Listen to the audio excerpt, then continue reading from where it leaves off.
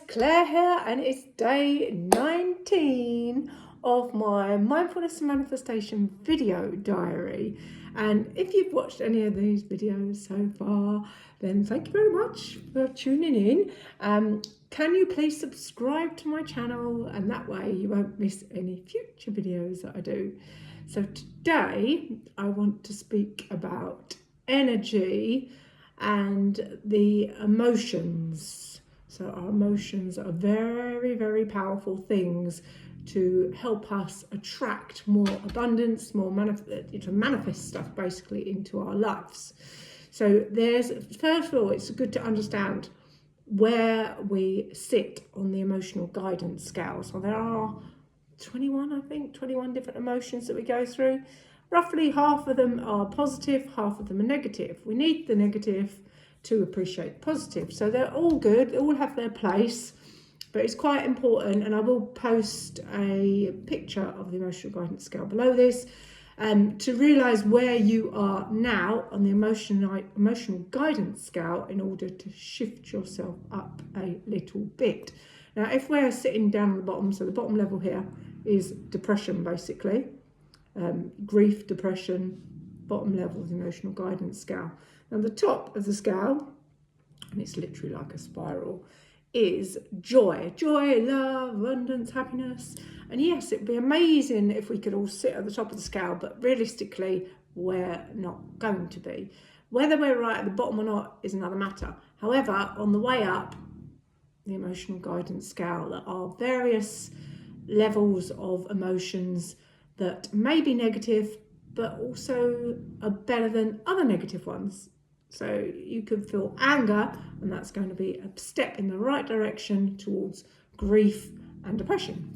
But today we're going to speak about things on the positive side of the emotional guidance scale. So I've got a technique that I've personally used recently, and it's helped me, so hopefully it can help you, and it's called anchoring. It's an NLP, neuro-linguistic programming technique, but it's quite a basic technique that we can do. Now, the point of this is so that we can shift our point of attraction to a better feeling place, so that we're then going to have better thoughts and they're going to attract better things into our life, because we are all energy. So we're all energy, like attracts like. What you put out there comes back to you. So if we can try and get ourselves into a better feeling place by using an anchor of a previous memory, then it can help us flick our point of attraction basically. So for me, I did this exercise at the weekend. If you follow me, you'll know that my daughter Lily is an outstanding athlete, and this year the highlight of our year, which was just mind-blowing, was when she won English schools. So she's a sprinter, so she won the 300 metres at English schools. And I'm going to try and talk about this without getting too emotional, because that's how powerful this emotion is for me, is that it conjured up the feeling of pure determination. So Lily was hurtling around the bend, and the 200 metre bend, and she was in fourth place. So she's in fourth place. I was at the top of the stairs watching her, and I literally sprinted down to as close as I could get to the track to will Lily over the line. So as she come around the bench, she's in fourth place, and basically she sprinted like unbelievably from fourth into first and won English schools.